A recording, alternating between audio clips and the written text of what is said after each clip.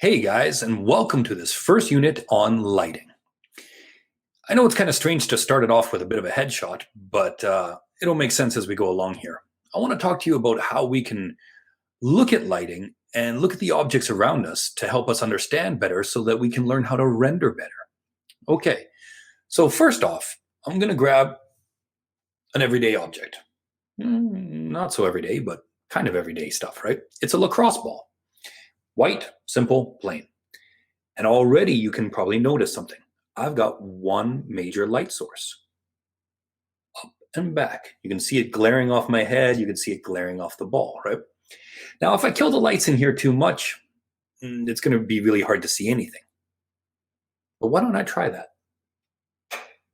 Oh, now it's just a monitor. But now I'm going to show you. I got my phone out, and I'm going to show you how I can move it all around, right? You can see how if I get further away, it kind of dissipates a little bit. As I get closer, it gets a lot harder. So watch this cut line, the division between the light and the shadow, right? As it gets closer, it gets far more intense. And as it moves away, it fades quite a lot, right? So what I want you to be able to do is save this video and reference it back when you're doing exercises later about lighting, okay? Underlit and all over. This video is going to help you more than you expect because we're going to be talking about lighting objects from a lot of different angles.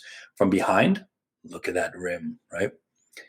From in front, from up top, and from even underneath. Spooky. The key point I really want you to understand is that objects like this, you've got around the house, whether it's a lacrosse ball or whatever it is, right? You've got access to it. So I want you to be able to think that you can use it to understand how lighting works. Let's get into the unit. Okay, guys, so let's get into this a little bit. We're going to do some different examples of when it comes to lighting, just lighting some basic shapes and see how it flows, right? Let's see. I'm going to pick something dark-ish, just a color that we can kind of feel as a little dark, right? And start to color some stuff in. So, well, actually, let's flip this a little bit. And let's say my light, I like to decide this first. Where's my light coming from? Why don't we pick something simple? The left, okay? So the light's coming off from the left side here, right? So if the light's coming off from the left, we can see that it's coming in this direction, right? Let's say it's a big light source off to the side here, and it's all coming this way. Okay, if that's coming this way, how does that play out? That means it's going to hit here, it's going to hit here, and it's probably going to hit somewhere along here, right? What does that also mean for where it's not going to hit? It's not going to hit on this side. It's not going to hit on this side. It's not going to hit on this side, right? Okay. So I know this seems really elementary, but bear with me. I think it's worth really looking at a lot of shapes and figuring out where would light touch and where wouldn't, right? So we're going to look at this, and not only is it going to hit on the sphere here, right? But when it hits spheres, it kind of hits circular, right? And depending how close this light source is, it can be a very hard and definitive line, or it can kind of blur as it goes out. And again, you know, this will kind of, like I said, it'll either blur. Let's see if I can even smudge this out so it looks like it's, there we go. We can do it this way if we want to cheat just a little bit, right? For these curved surfaces, we can have some kind of smudge effect, right? We have this cylinder here, and then we have the shade on the back end of it. And of course, this line, this cut line, because it's a rounded curve, would generally kind of blur a little bit, right? Okay. But what happens when it's a solid line?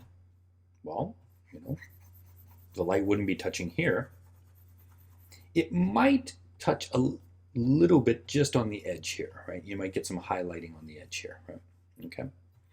And it might, depending on how high it's coming from, it might come a little bit here, and you might get this kind of almost like a gradient effect with shade coming from the back end here, right? And then that's where you might have it kind of blending out. Okay. So even on a flat surface, you can have light as it fades out into the shade, right? Okay. What else goes on though?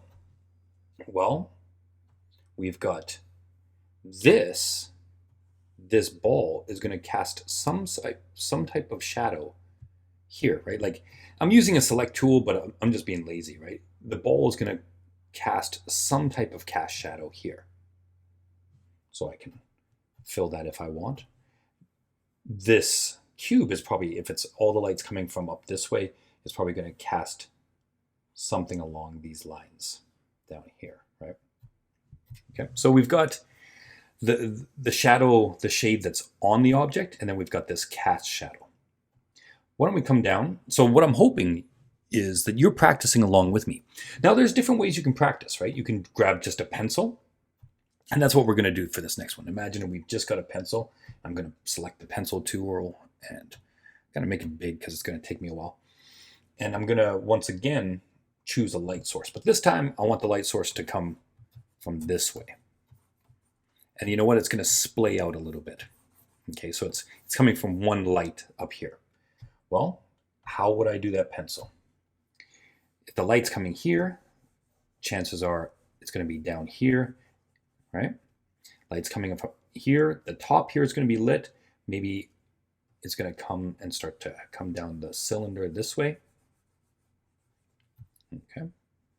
And then if it's coming down again here, there, depending how far this is ahead of this, there actually might be a bit of a cast shadow on there, right? Depending from the cylinder. Definitely this one's going to be all blacked out, but it depends. It might be a little corner down here, might be a little corner over here, right? And then if I really want to, I can, here's going to be that cast shadow from the ball. Here's going to be the cast shadow from the square. And here's going to be that cast shadow from the cylinder, right? And like I said, I'd already kind of cast it up here a little bit, right? Cool. I'm hoping, like, once again, that you're practicing along with me. And this is really what it is. It's just trying to get used to how light might fall on different shapes.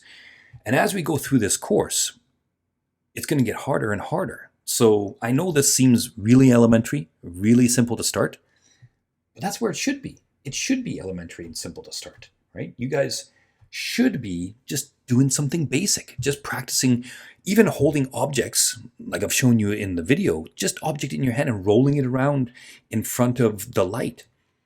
Now, what if I bring the light a little bit closer, really close, right? So it's going to be, let's say it's kind of, I'm kind of making this 3D here, kind of behind here, right? It's going to be behind.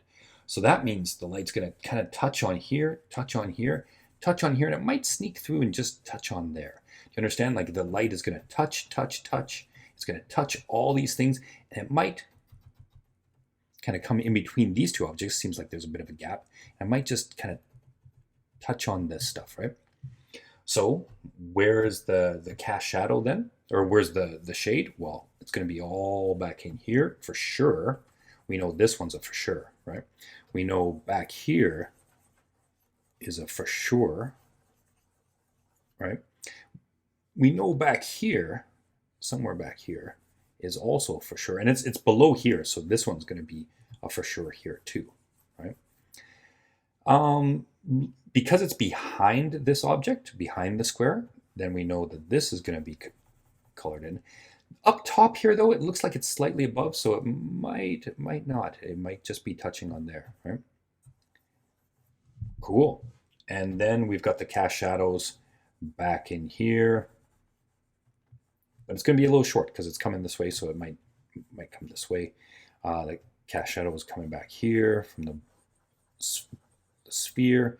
And then this one might carry through, and then we wouldn't see it on the other side here. It might carry this way, but it depends. Or it might actually fold just slightly onto this sphere. right? Okay, guys, this was simple shape and simple lighting, just one light source on simple shapes. And I know you're thinking, damn, that was simple. And that's the point. I want to start you off easy.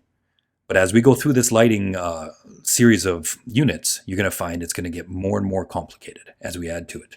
So start here, maybe print off a few copies of this and play with it yourself. Move the light source around. If you've got similar objects at home, place them in front of you and see how they react to different angles and intensity of the light, right? But for now, just stick to one light source.